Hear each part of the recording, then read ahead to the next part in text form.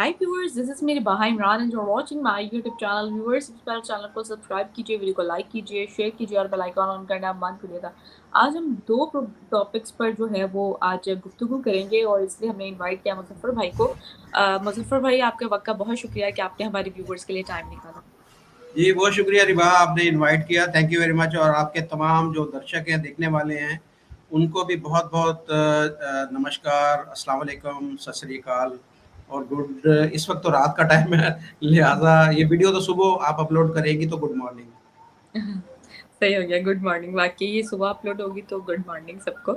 और आज हम जिस टॉपिक पे बात करने जा रहे हैं, बहुत दुख के साथ इस टॉपिक को का आगाज़ हम कर रहे हैं। वो इसलिए कि एक तो हमास के जो चीफ हैं, उनका उनको कत्ल कर दिया गया। इस पर आज हम डिस्कस करेंगे और इसके साथ साथ पाकिस्तान और चाइना के रिलेशन पर बात करेंगे कि आखिर एक पाकिस्तानी इंडिविजुअल अब चाइना को, यानी कि 2024 में चाइना की दोस्ती को कैसे देख रहे हैं और रिलेशन किस तरह जो है वो 2024 में सी पैक कहाँ पर है, या जितने भी हमारे दरमियान इंटरेस्ट थे वो कहाँ तक पहुँचे, कितने प्रोजेक्ट्स क्या क्या चल रहे हैं, सब जानने की कोशिश करेंगे। तो मुजफ्फर भाई, हम आगाज़ करते हैं कि हमास के जो चीफ को का जो कत्ल किया गया, इस पर आपकी क्या ओपिनियन है?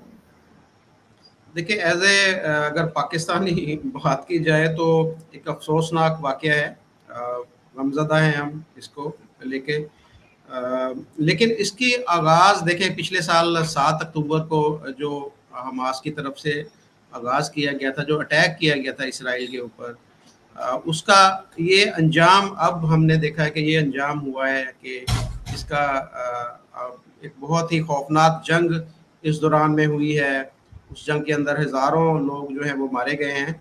और उसके बाद में अब जो जिस तरीके से इनका जो कत्ल हुआ है ईरान के अंदर, तो ये एक अफसोसनाक है। लेकिन इसकी मुहर्रकात को देखना हमें पड़ेगा कि क्यों इस तरह के वाक़यात हुए हैं, क्यों ये सारी चीज़ें होती हैं कि जब आप किसी के ऊपर हमला करेंगे, किसी के ऊपर अटैक करेंगे, तो आप क्या समझते हैं कि वो चुप करके बैठा रहेगा? जब हमास ने अटैक किया था इसराइल के ऊपर, तो मैंने उस वक़्त ही एक प्रोग्राम के अंदर कह दिया था कि ये बहुत बड़ी गलती की है कि अब ये जो इज़राइल है, जो उसका भरपूर जवाब देगा। और उसने जवाब दिया, और जवाब दिया ऐसा दिया कि वो अब हम देख रहे हैं कि हम उस पे भी गमज़दा हैं कि जो हमारे भाई बहनें, बच्चे वहाँ पर शहीद हो रहे हैं। लेकिन आगाज़ किसने किया, उस चीज़ को देखना चाहिए। और उसको मुझे बहुत अफ़सोस के साथ कहना पड़ रहा है कि बहुत सारे पाकिस्तानी उस चीज़ को बिल्कुल नज़रअंदाज कर देते हैं और उस चीज़ को नहीं देखते कि ये चीज़ जो है शुरू किसने की थी। बहरहाल, ये जो कल वाक़या हुआ है रात को, ये पता था सबको कि जी एक इवेंट हो रहा है। जो पाकिस्तान के भी जो नायब वज़ीर-ए-आज़म हैं इसहाक़ डार, वो भी वहाँ पर मौजूद थे। दुनिया के बड़े-बड़े रहनुमा जो हैं वहाँ पर मौजूद थे। तो ख़ास तौर पर इस्माइल हानिया एक ऐसी शख्सियत थी कि जिसको ख़तरा था कि उसके ऊपर इज़राइल की तरफ से अटैक ना हो जाए, क्योंकि इज़राइल ऑलरेडी ईरान के अंदर मुख्तलिफ़ जगहों पर टारगेटेड जो है ऑपरेशन कर चुका है। उससे पहले एक न्यूक्लियर जो उनका पॉइंट था, उसके ऊपर भी अटैक हुआ। उसके अलावा भी हमने देखा कि मुख्तलिफ़ जगहों पे हुआ। अभी लास्ट जो उनके जो प्रेसिडेंट थे, उनके जिनका हेलीकॉप्टर क्रैश हुआ था, उसके बारे में भी कुछ लोग तो यही ख्याल कर रहे हैं कि जी उनके ऊपर भी जो अटैक है वो इज़राइल की तरफ से किया गया।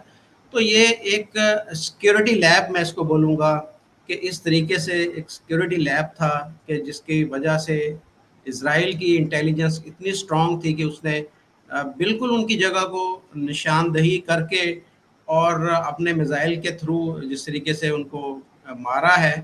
तो ये मैं समझा कि जो ईरान है उसकी नाअहली है कि उसको पता भी था कि इस तरह का अटैक हो सकता है, लेकिन उसने अपने डिफेंस को इतना मजबूत नहीं बनाया। उसका जो मिसाइल डिफेंस सिस्टम है वो शायद इतना इम्पोर्टेंट नहीं है, या इतना जो उसके अंदर काबिलियत नहीं है इतनी कि वो जो उनके मिसाइल है उनको वो तोड़ कर सके, उनको रोक सके।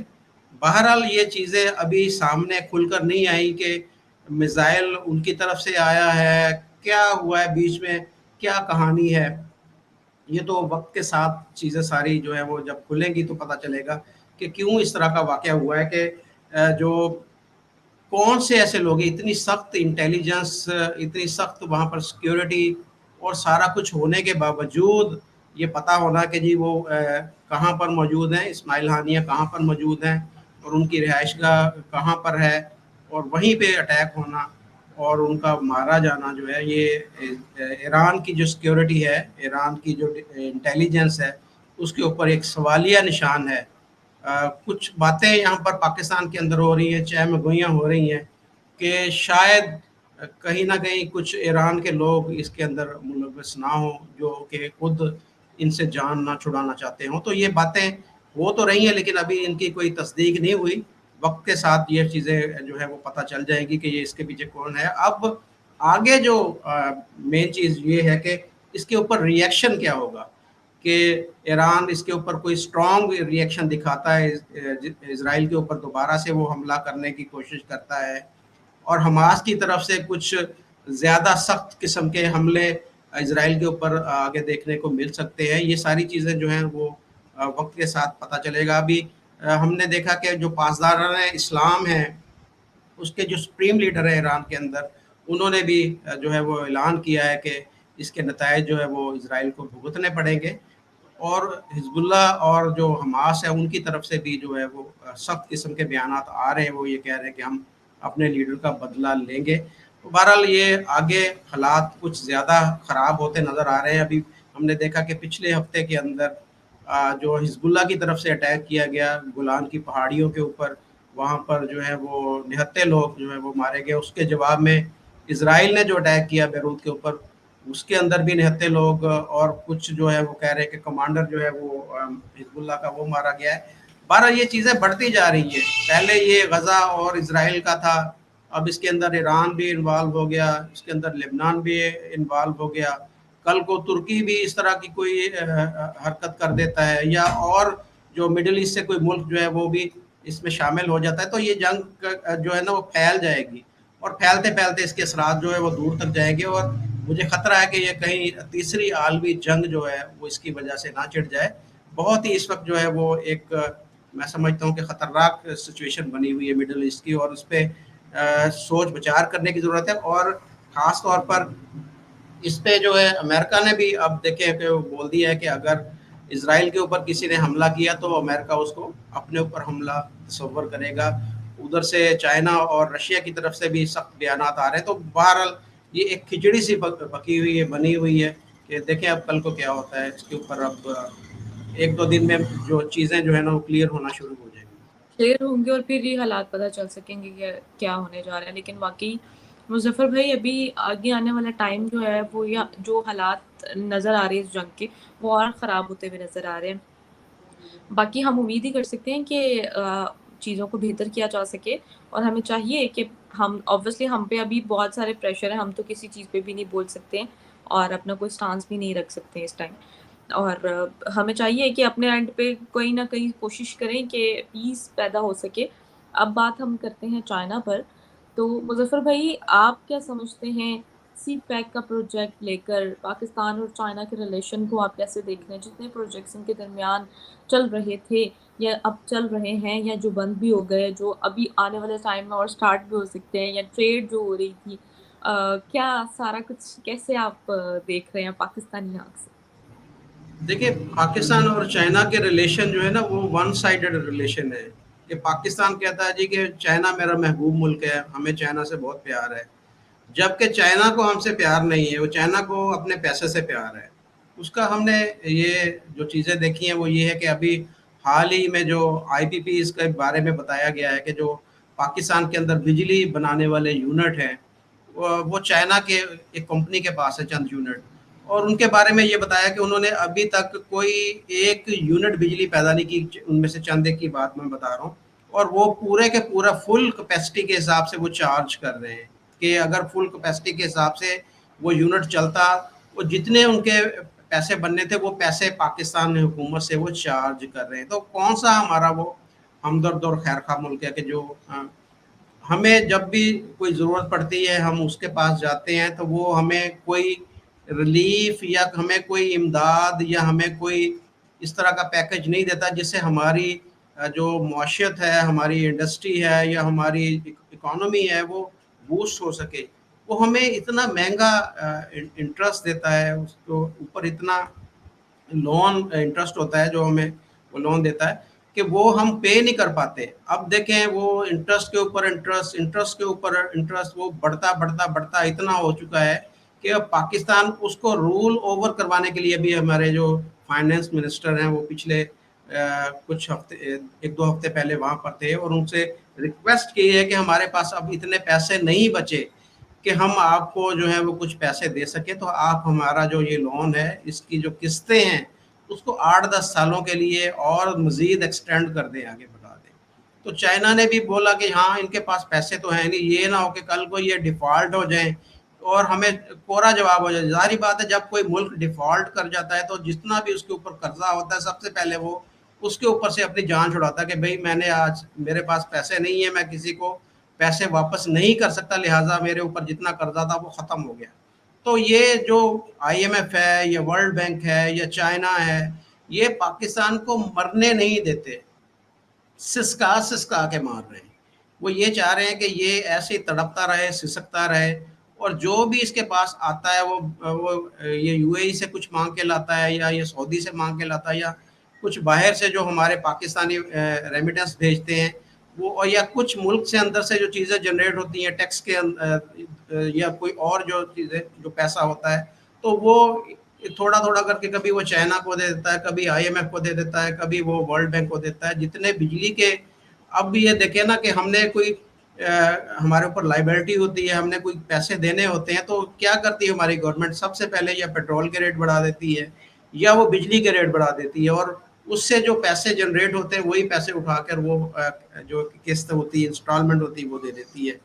प्लानिंग नहीं है कि प्लानिंग क्या है। आपने सी पैक की बात की कि पाकिस्तान के अंदर जो सी पैक है, ये हमारे यहाँ पर बड़े दावे किए जाते थे कि ये जो गेम चेंजर होगा इस खित्ते के अंदर, जो है पाकिस्तान एक बहुत बड़ा जो है एक इकोनॉमिक टाइगर बन के उभरेगा। लेकिन क्या हुआ, वो सी पैक वो एक रोड तो बन गई, वहां से लेकर चाइना से लेकर गवादर तक रोड तो बन गई, लेकिन उसका पाकिस्तान को फायदा क्या हुआ कि उस पे ऊपर जो टूल है सिर्फ वो पाकिस्तान को मिलता है, बाकी पाकिस्तान को क्या फायदा हुआ। हमारे जो इकोनॉमिक जोन बने थे, जैसे फैसलाबाद के अंदर बना है, मुल्तान के अंदर बना है, भावलपुर के अंदर बना है या और भी शहरों के अंदर बना है, कितनी इंडस्ट्री लगी यहाँ पर, 2-3-4 यूनिट जरूर लगे फैसलाबाद के अंदर, लेकिन वो बंद हो गए।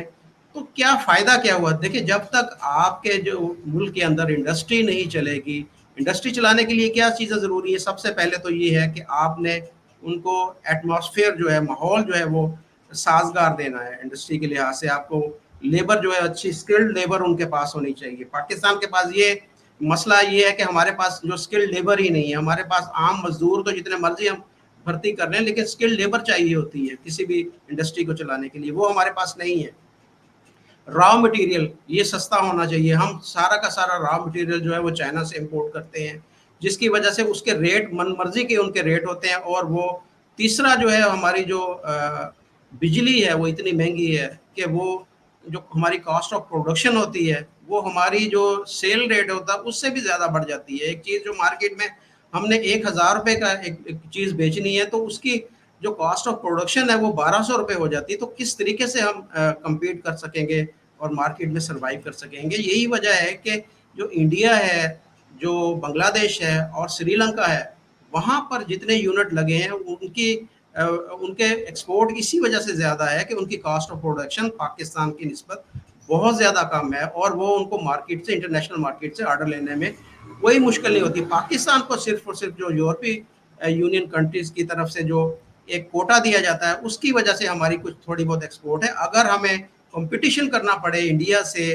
बांग्लादेश से या श्रीलंका से, तो हम कहीं भी एग्जिस्ट नहीं करते, हमें कोई $1 का हमें ऑर्डर ना मिल सके। तो ये सारी सूरत हाल है। इसमें हम देखते हैं चाइना को कि चाइना ने हमारे साथ क्या किया। चाइना ने अपना मफाद देखा, चाइना ने हमसे रास्ता ले लिया। वो आराम से अपनी यहाँ से कंटेनर भर भर के चीज़ें भेज रहा है और वाया ग्वादर जो है वो पूरी दुनिया को सप्लाई दे रहा है। तो पाकिस्तान कहाँ पर है? पाकिस्तान तो वहीं पे है। उसने पाकिस्तान को कर्जा दिया ये सड़क बनाने के लिए, जो मोटरवे जो बना दी, कर्जे के पैसे पाकिस्तान से वापस ले रहा है। اس نے اورنج ٹرین بنا دی، اورنج ٹرین سے ہماری اکانومی کا کیا فائدہ ہوا؟ وہ لاس میں جاری. یعنی کہ جو پروجیکٹ چائنا کی مدد سے پاکستان میں لگے ہیں اس سے پاکستان کی اکانومی بجائے بوسٹ ہونے کے پاکستان کی اکانومی کولیپس کی ہے. تو ہم کیسے میں دیکھوں کہ چائنا پاکستان کا بہت ہمدرد ہے یا چائنا پاکستان کا بہت زیادہ ساتھ دے رہا ہے. دوسری ہم ہر چیز میں دیکھیں ریلیجن کو لے آتے ہیں ہر چیز میں. تو میں یہاں پر دیکھیں میں بھی ریلیجن کی بات کروں گا. باقی چائنا کے اندر مسلمانوں کا کیا حال ہو رہا ہے کبھی اس کے اوپر کسی نے بات کی ہے؟ پھر ہر چیز کو پاکستانی جو ہے وہ ریلیجن کو ضرور دیکھتے ہیں. تو چائنا کے اندر بھی ہم اگر بات کریں کہ ہم پوری دنیا کی بات کرتے ہیں کہ جی مسلمانوں کے ساتھ جی یہ ہو رہا ہے، مسلمانوں کے ساتھ وہ ہو رہا ہے، تو چائنا کی بات کیوں نہیں کرتے؟ نہ ہمارا مین اسٹریم میڈیا اس کے اوپر بات کرتا ہے، نہ ہمارے کوئی جرنلسٹ جو ہیں وہ بات کرتے ہیں، کوئی بھی اس کے اوپر بات نہیں کرتا. کیا حشر کیا کیا؟ مسجدیں تک توڑ کر انہوں نے وہاں پر میں نے دیکھا کہ واش روم بنا دیے. ایک جو ہے انہوں نے جو مسجد توڑ کے اس کے اندر جو ہے بعد میں ڈانسنگ کلب بنا دیا. اور باقی جو مسجدیں بچی ہیں وہ کہہ رہے ہیں کہ جی آپ ہماری مرضی کے حساب سے یہ ڈیزائن بنائیں. ایک جو مسجد کے اندر ایک محراب اور ایک ممبر ہوتا ہے کہتے ہیں کہ جی وہ نہیں بننا، وہ اپنے حساب سے اپنے ڈیزائن کے حساب سے کہہ رہے جی آپ مسجد کی شکل اس طرح کی کریں. اور نہ داڑھی وہاں پہ رکھ سکتا ہے کوئی، نہ اسلامی نام وہاں پر رکھ سکتا ہے، نہ نماز صحیح طریقے سے پڑھ سکتا ہے، نہ اذان دے سکتا ہے. تو مذہبی آزادی مسلمان کے لیے چائنا کے اندر بالکل نہیں ہے. لیکن مسلمان جو ہیں وہ اس کے اوپر بات ہی نہیں کرتے، نہ ہی کوئی آواز اٹھاتے. اگر چائنا آپ دیکھیں ابھی حال ہی میں ہم نے دیکھا کہ جی بہت وہاں پر جی غزہ کے جو جماعتیں ہیں حزب اللہ اور حماس اور باقی جو وہاں پر چائنا کے اندر گئے اور بڑے دعوے کیے گئے جی یہ دیکھیں جی یہ ہوتا ہے لیڈر. چائنا کو بڑا چڑھا کے بتایا گیا کہ جی چائنا نے تو دیکھیں جی یہ پورے مسلمانوں کی آپس میں صلح کروا دی. اور بھائی کبھی آپ نے وہاں پر دیکھا جو لوکل مسلمان ہیں ان سے پوچھنا تھا کہ چائنا تمہارے ساتھ کیا حشر کرتا ہے؟ تمہارے بچے جو ہیں وہ وہاں پر یہاں پر تو پاکستان کے اندر ہم نے آج ہی پروگرام کیا 40,000 مدرسے ہیں، انڈیا کے اندر 60,000 مدرسے ہیں. تو چائنا کے اندر پوچھو کتنے مدرسے ہیں وہاں پر، اور اگر ہیں بھی تو وہاں پر کس حساب سے؟ یہاں پر تو پتہ ہی نہیں کہ کیا پڑھایا جاتا ہے اور کون پڑھا رہا ہے اور کون پڑھ رہا ہے اور پڑھ کے کیا وہاں پہ بن تو کے نکل رہے ہیں. مسجد میں اذان نہیں دے سکتے جی چائنا جی میں. بالکل بالکل یہی ہے کہ وہ تو ایک عجیب سا ایک ملک ہے جہاں پر مسلمانوں کے ساتھ اتنے ظلم اور زیادتی ہو رہی ہے، لیکن مسلمان سارے کے سارے منہ بند کر کے بیٹھے ہوئے ہیں کہ وہ کوئی بات ہی نہیں اس کے اوپر ہو رہا، کوئی آواز نہیں اٹھا رہا. تو یہ دوستی میں اس کو ہم بولتے ہیں نا جی، وہ ایک پاکستانی جو بھی ہوتا ہے کہ وہ یہ چائنا کے ہماری جو دوستی ہے وہ تو ایسے ہے کہ جیسے ہمالیہ پہاڑ ہے، ہمالیہ سے اونچی ہے، شہد سے میٹھی ہے، اور پتہ نہیں کس سے گہری ہے. کوئی ایسی بات نہیں ہے. وہ مفاد کی یاری ہے، یاری بھی نہیں ہے.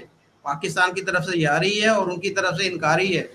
اور یہ جلدی پاکستان جو اس حالت میں پہنچا ہے اس میں مین جو ذمہ دار ہے وہ چائنا ہی ہے، اور پاکستانیوں کو اس کا احساس نہیں ہو رہا. یہ احساس تب ہوگا جب ہمارے پلے کچھ نہیں رہنا. تو اس سے پہلے ہی ہمیں جو ہے نا وہ ایسے جو دوست ہیں جو خود غرض قسم کے دوست ہیں ان سے دور رہنا چاہیے. بہرحال یہی ہمارا پیغام ہے کہ پاکستان کو اپنے پاؤں پر کھڑا ہونا چاہیے، دوسری کی طرف دیکھنے کی بجائے اپنے پاؤں پہ کھڑے ہوں. اپنی اکانومی کو کیسے بہتر کرنا ہے یہ سوچنا چاہیے. بجلی کے ریٹ ان کو کیسے کم کرنا ہے، اپنی بند انڈسٹری کو کیسے چلانا ہے، لوگوں کو اسکلڈ کیسے کرنا ہے، لوگوں کی تربیت کیسے کرنی ہے، لوگوں کا ریڈیکلائز جو آپ کر رہے ہیں ان کو کام سکھائیں، ان کو کوئی ہنر سکھائیں تاکہ وہ ملک مفید شہری بن سکے. تبھی پاکستان آگے بڑھ سکتا ہے. ورنہ پھر جس طرح کے حالات سے ہم گزر رہے ہیں آگے بھی ہمیں یہ ساری چیزیں جو ہے وہ زیادہ فیس کرنی پڑ سکتی ہیں. اچھا مظفر بھائی، آپ کو لگتا ہے کہ آنے والے ٹائم میں جو ہے پاکستان کی اکانومی یا پاکستان کے جو ریلیشن ہے اوور آل تمام کنٹریز کے ساتھ وہ جو ہے بہتر ہو دیکھیں سکیں گے؟ دو الگ چیزیں ہیں. اکانومی ہماری الگ چیز ہے اور دونوں باقی ملکوں کے ساتھ ریلیشن جو ہے وہ الگ چیز ہے. ریلیشن بھی بہتر ہونی چاہیے. ہر ملک کے ساتھ آپ کو زیادہ جو ہے اپنے آپ کو فن خانہ سمجھے، ماما جو کہتے ہیں تو ماما لگتا ہے ہر کسی کے معاملات میں جا کے دخل دینا کہ جی افغانستان اب ایسے کرے، ایران اب ایسے کرے، فلان ایسے کرے. تو یہ اب میں یہ دیکھ رہا ہوں کہ پاکستان کی جو فارن پالیسی ہے اس کے اندر کچھ بہتری آئی ہے پہلے سے. کچھ یہ ساری چیزیں انہیں احساس ہوا ہے کہ ہم اب یہ جو ماضی کے اندر غلطیاں ہوئی ہیں ان کو بہتر بنائیں. لیکن اس کے اندر اور بھی ابھی بہتری کی گنجائش ہے، بہت زیادہ بہتری کی گنجائش ہے کہ ہم دوسروں کے معاملات کے اندر مداخلت نہ کریں، اپنے آپ کو ٹھیک کریں، اپنی جو خرابیاں ہیں، اپنی جو برائیاں ہیں ان کو ٹھیک کریں، اور اس کے بعد میں اپنی اکانومی کو بہتر کریں۔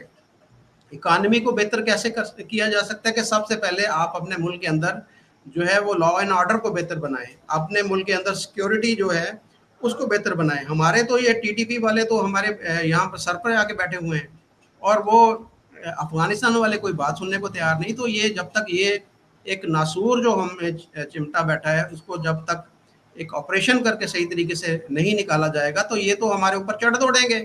یہ تو ہم تو کہتے ہیں نا کہ جی عمران خان صاحب نے بھی غلط پالیسی اپنے دور میں رکھی، اس سے پہلے بھی کچھ حکومتوں نے رکھی جو ان کو گڈ طالبان بیڈ طالبان یہ وہ کر کے ان کو جو ہے سر پہ چڑھایا۔ تو اب ان کو سر سے اتارنے کا وقت آ گیا ہے، تبھی یہ حالات پاکستان کے جو سیکیورٹی کی جب تک ٹھیک نہیں ہوگی۔ اب باہر سے کوئی انویسٹمنٹ کیسے لے کے آئے، اسے ڈر ہی ہوگا کہ میں جہاں پر بھی جاؤں گا۔